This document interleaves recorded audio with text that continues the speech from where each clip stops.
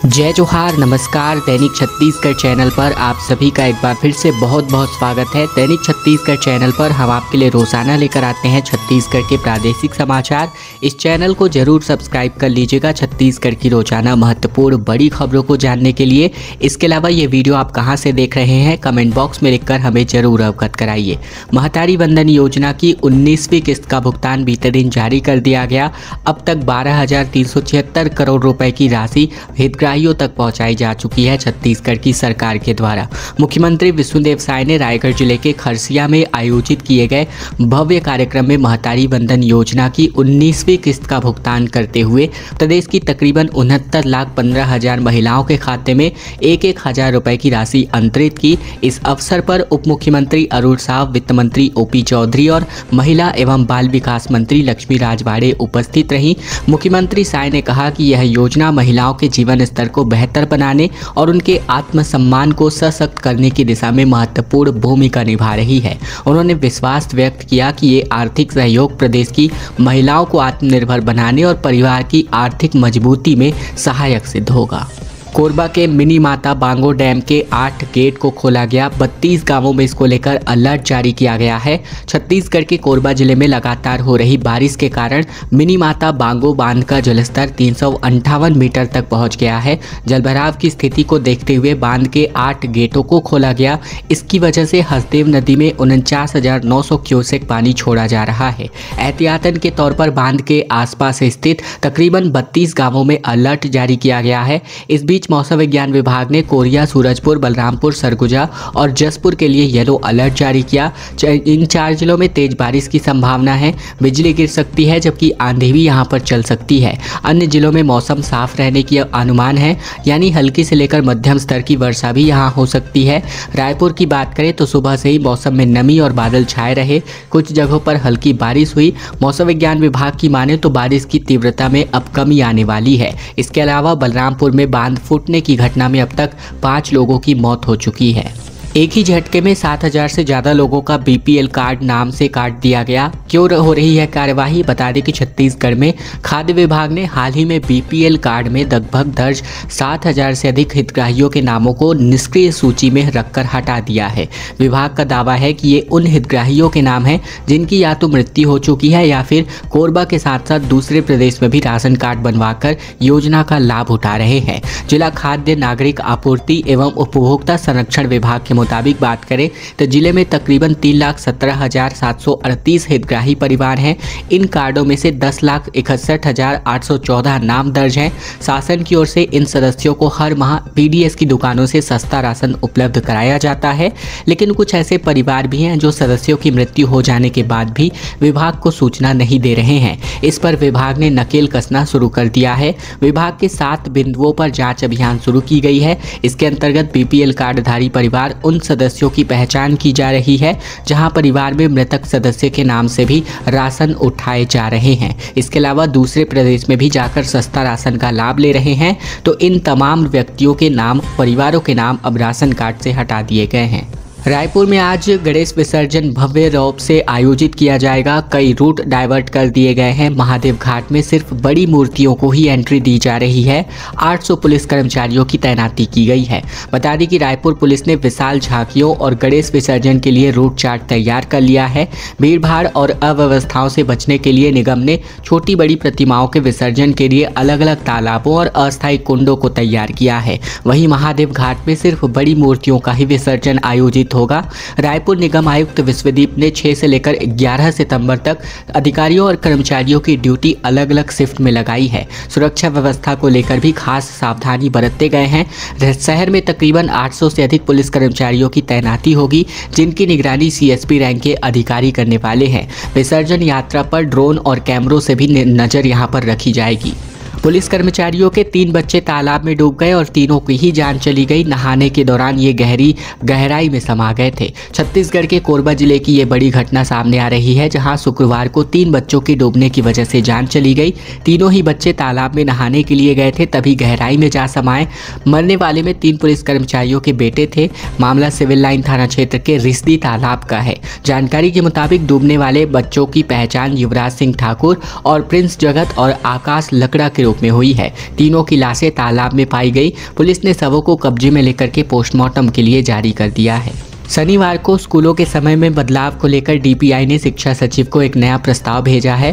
दरअसल छत्तीसगढ़ में रायपुर में शिक्षकों की मांग के बाद शुक्रवार को लोक शिक्षण संचालनालय ने विद्यालयों के समय परिवर्तन का एक नया प्रस्ताव भेजा है। शिक्षा सचिव को भेजे गए प्रस्ताव में सुबह की पाली में स्कूल संचालित करने की बात कही गई है। प्रस्ताव के अनुसार प्राथमिक और माध्यमिक विद्यालयों का समय सुबह 7:30 से लेकर 11:30 बजे तक चलेंगी, तो वहीं उच्चतर माध्यमिक और उच्च माध्यमिक विद्यालय की 2 पालियों में संचालित कक्षाएं होने वाली हैं। पहली पाली सुबह 7:30 से 11:30 बजे तक और दूसरी पाली दोपहर 12 बजे से 4 बजे तक आयोजित की जानी है। शिक्षा सचिव को डीपीआई द्वारा भेजे गए नए प्रस्ताव को लेकर शालेय शिक्षक संघ के अध्यक्ष वीरेंद्र दुबे ने सीएम साय और शिक्षा मंत्री गजेंद्र यादव का आभार व्यक्त किया है। भाजपा जिला ग्रामीण की नई कार्यकारिणी का ऐलान कर दिया गया है। 51 कार्य समिति सदस्य, 14 स्थायी आमंत्रित सदस्य और 38 विशेष आमंत्रित सदस्य इसमें शामिल किए गए हैं। छत्तीसगढ़ के बिलासपुर में जिला भाजपा ग्रामीण की नई कार्यकारिणी की घोषणा कर दी गई है। भाजपा प्रदेश अध्यक्ष किरण सिंह देव और प्रदेश महामंत्री संगठन पवन साय की अनुशंसा पर जिला भाजपा ग्रामीण अध्यक्ष मोहित जायसवाल ने नई कार्यकारिणी का गठन किया है। नई कार्यकारिणी में 51 कार्य समिति सदस्य, 14 स्थायी आमंत्रित सदस्य और 38 विशेष आमंत्रित सदस्यों का नाम शामिल किया गया है। स्थायी आमंत्रित सदस्यों में केंद्रीय राज्य मंत्री तोखन साहू, उप मुख्यमंत्री अरुण साहब, विधायक सुशांत शुक्ला, राजा पांडे, पूर्व सांसद लखन साहू, पूर्व विधायक डॉक्टर कृष्णमूर्ति बांधी, रजनीश कुमार सिंह, प्रबल प्रताप सिंह जुदेव और जिला पंचायत अध्यक्ष राजेश सूर्यवंशी समेत कई वरिष्ठ नेताओं को इसमें शामिल किया गया है। बलरामपुर बांध हादसे के बाद अब एक साथ 5 अर्थियां उठी और इस सभी की आंखें नम हो गई। एक ही परिवार के 5 सदस्यों का अंतिम संस्कार किया गया और इस हादसे में अभी तक 2 लोग अब भी लापता हैं। छत्तीसगढ़ के बलरामपुर जिले के सारसा लुत्ती बांध के टूटने की वजह से एक ही परिवार के 5 सदस्यों की मौत हो गई। शुक्रवार को पांचों के एक साथ अर्थियां उठाई गई। मृत महिला और उनकी 2 गर्भवती बहू, पोता पोती का एक साथ अंतिम संस्कार किया गया। मृत महिला का हिंदू परंपरा के अनुसार दाह संस्कार किया गया। वही दोनों ही बहुएं प्रेग्नेंट थी, इस वजह से दोनों ही बहुओं और दोनों बच्चों को दफनाया गया। हादसे में लापता एक बच्चे और एक वृद्ध का अब तक नहीं पता चल सका है। बलरामपुर जिले के धनेशपुर में लबालब भरे हुए सारसा लुत्ती बांध मंगलवार की रात को टूट गया था। बांध की मेड़ तकरीबन 35 मीटर का हिस्सा टूटने की वजह से रामवृक्ष खैरवार का पूरा परिवार और पूरा घर परिवार के सदस्य बाढ़ की चपेट में आ गए थे, जबकि रामवृक्ष खैरवार तैर करके बच निकला था। छत्तीसगढ़ की खबरों को रोजाना देखने के लिए इस चैनल को सब्सक्राइब करना बिल्कुल मत भूलिएगा। ये हम आपको एक बार फिर से बता दें, आप कहां से देख रहे हैं ये वीडियो कमेंट बॉक्स में लिखकर हमें ज़रूर अवगत कराइए, ताकि छत्तीसगढ़ की रोजाना महत्वपूर्ण बड़ी खबरें हम आप तक बिना किसी रुकावट पहुंचा सके। रायपुर में 738 कैमरों की लोगों को परवाह नहीं, रोजाना 250 से ज़्यादा ई चालान घरों में भेजा जा रहा है। छत्तीसगढ़ के रायपुर शहर के चौक चौराहों पर 500 से ज़्यादा लोग रोजाना कैमरों के सामने ही ट्रैफिक का नियम तोड़ते हैं। कभी अधिक रफ्तार से चलते हैं तो कभी दोपहिया वाहनों में 3 सवारी बैठकर वाहन चलाते हैं। चौक चौराहों में 700 से अधिक कैमरे लगाए गए हैं, जिनसे ट्रैफिक नियम तोड़ने वालों पर नज़र रखी जा रही है। इसके बावजूद ट्रैफिक नियम तोड़ने वालों को ई चालान का डर नहीं है। रोजाना औसतन 250 से अधिक वाहन चालकों को ई चालान जो है भेजा जा रहा है। 8 माह में चालान के एवज में समन शुल्क के रूप में तकरीबन 6 करोड़ से अधिक का भुगतान हो चुका है। ITMS के अंतर्गत प्रमुख चौक चौराहों और मार्गों पर अलग अलग तरह के तकरीबन 738 कैमरे लगाए जा चुके हैं। मितानिनों ने महासमुंद में नेशनल हाईवे 53 को जाम कर दिया। नवा रायपुर में धरना स्थल पर जा रही महिलाओं ने पुलिस के वाहन को ही रोक दिया। छत्तीसगढ़ के महासमुंद में नवा रायपुर में धरना स्थल जा रही मितानिन कार्यकर्ताओं को पुलिस ने रोक लिया। वाहन रोके जाने के विरोध में कार्यकर्ताओं ने नेशनल हाईवे 53 पर चक्का जाम कर दिया।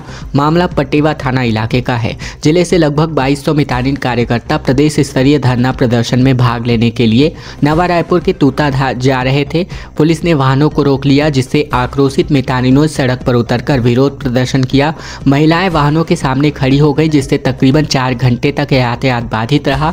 मितानिन कार्यकर्ता 29 जुलाई से आंदोलनरत है, जहां इनकी प्रमुख मांगों में भाजपा के चुनावी घोषणा पत्र 2023 में किए गए वायदे के अनुसार राष्ट्रीय स्वास्थ्य मिशन में संविलियन वेतन में 50% की वेतन वृद्धि और ठेका प्रथा समाप्ति की घोषणा शामिल है। धान बेचने के लिए किसान पंजीयन में बाधाएं लगातार उत्पन्न होती नजर आ रही हैं। शहरी किसान इसकी वजह से सबसे ज़्यादा प्रभावित है।